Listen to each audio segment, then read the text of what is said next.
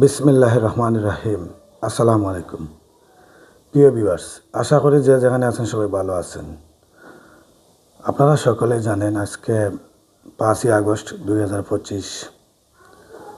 গত বছর এই দিনে দীর্ঘ আন্দোলনের ফসল বৈষম্য বিরোধী ছাত্র আন্দোলন, পরবর্তীতে ছাত্র জনতার গণ অভ্যুত্থানের মধ্য দিয়ে ফ্যাসিবাদ শেখ হাসিনার পতন ঘটিয়ে আমরা নতুন বাংলাদেশ পেয়েছিলাম 5ই আগস্ট 2024 সালে।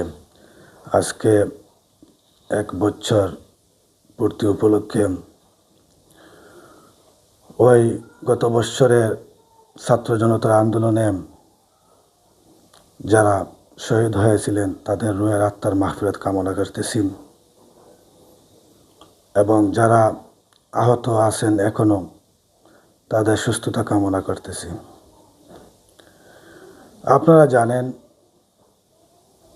বিএনপি ভারপ্রাপ্ত চেয়ারম্যান জনাব তারেক রহমানের নেতৃত্বে দীর্ঘদিনের এই আন্দোলনের ফসল ছাত্র জনতার গণ অভ্যুত্থানের মধ্য দিয়ে ফ্যাসিবাদ শেখ হাসিনার পতন ঘটেছিল।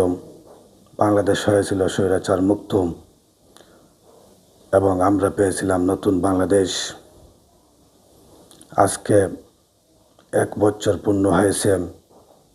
অন্তর্বর্তীকালীন সরকার দেশ পরিচালনা করতেছেন।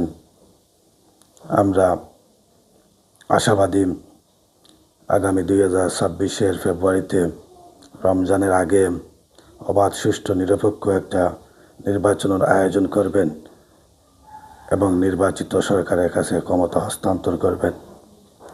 আমরা সাধারণ জনগণ, আমরা দুবেলা দুমুঠো ভাত খেয়ে বেঁচে থাকতে চাই।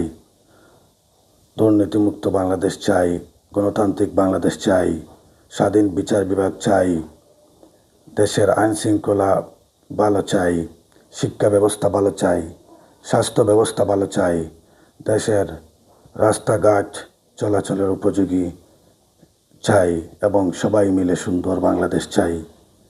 এটাই আমাদের কামনা। গত বছর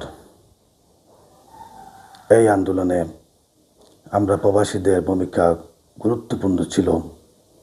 আমরা প্রবাসী রেমিটেন্স যোদ্ধারা রেমিটেন্স শাটডাউন করেছিলাম, বন্ধ করে দিয়েছিলাম দেশের অর্থনৈতিক চাকাকে। এই আন্দোলনে আমরা এক বিরাট ভূমিকা রেখেছি, সাপোর্ট দিয়েছি ছাত্র জনতাকে রেমিটেন্স বন্ধ